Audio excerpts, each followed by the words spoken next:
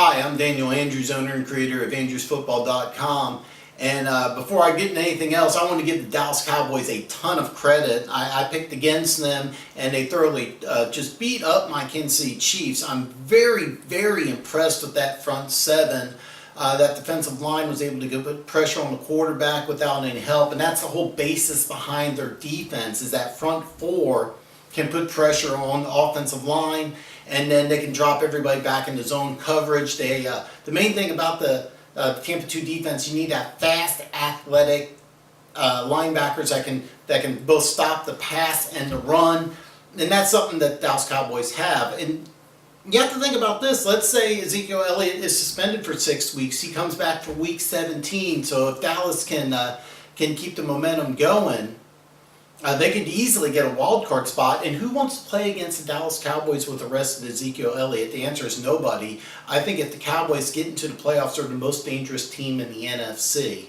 But here's the thing. I am now 15-13. That is not nearly good enough.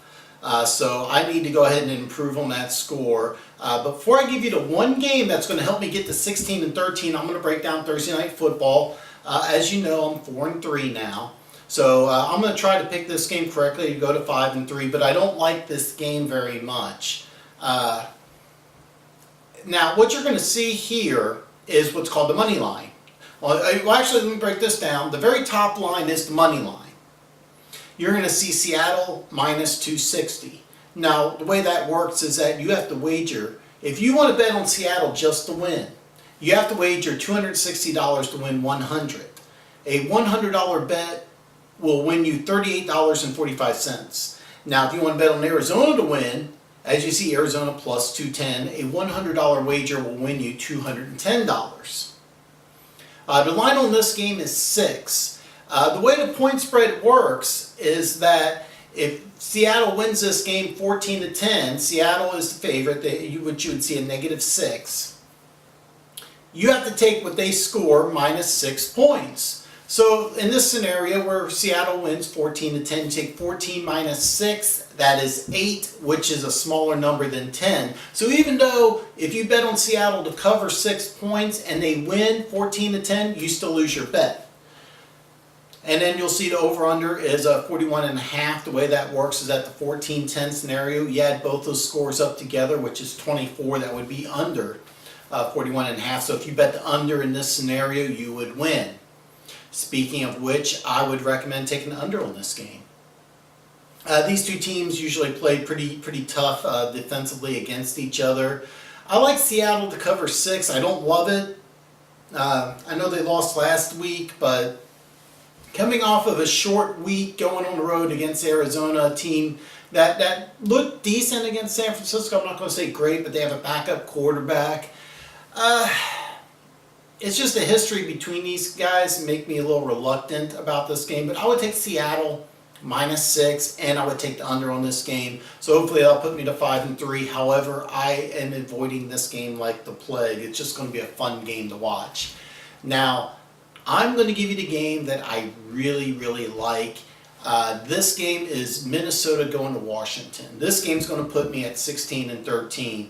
And as you can see here, Minnesota is a 1.5 point favorite. I think that Minnesota covers that. So, Dan, you're probably thinking to yourself, hey, man, this is a Washington team. They just beat Seattle. Now they're going back home. And are you sure? Let me explain. Minnesota had a bye week, where Washington had to go to Seattle. Now they're going all the way back home while Minnesota watched TV. Case Keenum, he's now going to be the quarterback, even though Bridgewater's at practice. Case Keenum probably going to be the quarterback till the end of the season, playoffs and beyond. I still expect Case Keenum to play. He's going to get more familiar with the offense. Jared McKinnon, he's going to get rested because now he's the bell cow running back. Even though they use some different running backs, I really like Minnesota in this game. Minnesota has the better defense, even though I absolutely love what Washington is doing. Minnesota clearly has the better defense. Of course, Kirk Cousins is the better quarterback. But in this game, who has the better team? And that's Minnesota. They have the better team, and I think that's pretty obvious. So anytime you get a team that's less than a 3-point, if there's less than a 3-point difference between them, always take the better team. So 2.5 and below, you always want to take the better team. That's Minnesota. So that game's going to put me at a 16 and 13. But don't worry, my next video I'm going to have later on during the week. I'm going to give my expert analysis on the remaining games. And until next time, don't forget, hey, if you're new to this channel, there's a subscribe button. Go ahead and hit that subscribe. Just go bam, hit that subscribe, follow me, and don't forget, you can also leave comments. You have questions, suggestions, ideas, go ahead and put that in the comments section. And you can always follow me on www.andrewsfootball.com.